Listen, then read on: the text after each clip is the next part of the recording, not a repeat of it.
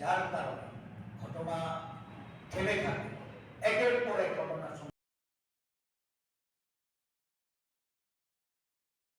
জনগণকে বাঁচাতে আমাদের রাস্তায় নেমে আমাদের আন্দোলন। আধিকারিকরা ধারাবাহিকভাবে দাবি করে চলেছেন যে রাজ্যের আইন শৃঙ্খলার উন্নতি হয়েছে, মানুষ শান্তিতে বসবাস করছে। এই দাবির বাস্তবতা আজকে দেশের বা রাজ্যের জনগণ এরা পরিলক্ষিত করছে। দু ধারায় এই রাজ্যে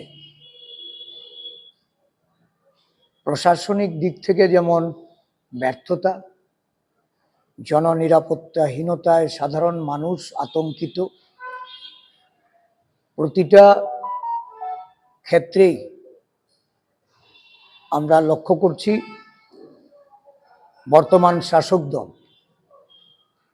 ঘৃণা ভরা বক্তব্য রেখে উত্তেজনা তৈরি করে সাম্প্রদায়িক হানাহানিতে মানুষকে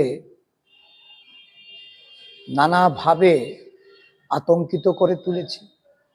শাসক দলের নেতা কর্মীরা তারা যেমন এই ঘটনায় লিপ্ত হচ্ছে, আবার আরেক দিক থেকে অর্থ আদায় নানাভাবে প্রশাসনিক দপ্তর ভিত্তিক যে দুর্নীতি, এই দুর্নীতির সঙ্গেও শাসক দলের লোকেরা জড়িত হয়ে গোষ্ঠীদ্বন্দ্বে জর্জরিত হয়েছে। গত কয়েকদিন ধরে রাজ্য জুড়ে আমরা দেখেছি যে ফটিকরায়ে দুই সম্প্রদায়ের মানুষের মধ্যে সাম্প্রদায়িক হানাহানি এবং সেখানে জীবন সম্পত্তি নানাভাবে বিনষ্ট হয়েছে।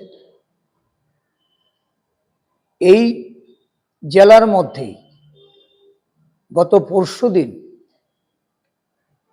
একটা উৎসবের দিনে অর্থকরী বিষয় নিয়ে শাসক দলের দুই গোষ্ঠীর যে মারামারি এবং এই ঘটনার পরিপ্রেক্ষিতে গুলি চালনার মতো ঘটনাও রাজ্যের মানুষ লক্ষ্য করেছে।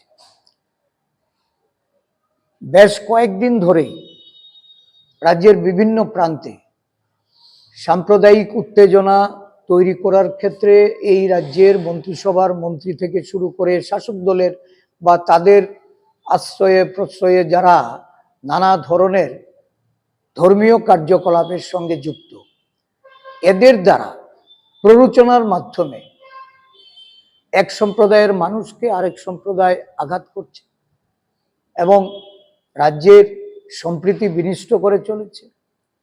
আবার অর্থ উপার্জনের জন্য বিভিন্ন দুর্নীতির আশ্রয় নিয়ে এই রাজ্যে নেগোসিয়েশন বাণিজ্য, জমির দালালি, জুলুম, চাঁদার, এটা ধারাবাহিকভাবে সারা রাজ্য জুড়ে ঘটে চলেছে। রাজ্যের মুখ্যমন্ত্রী পুলিশ আধিকারিককে দিয়ে আইন শৃঙ্খলার পরিসংখ্যান তুলে ধরছেন, যে পরিসংখ্যানের সঙ্গে বাস্তবের কোনো মিল নেই।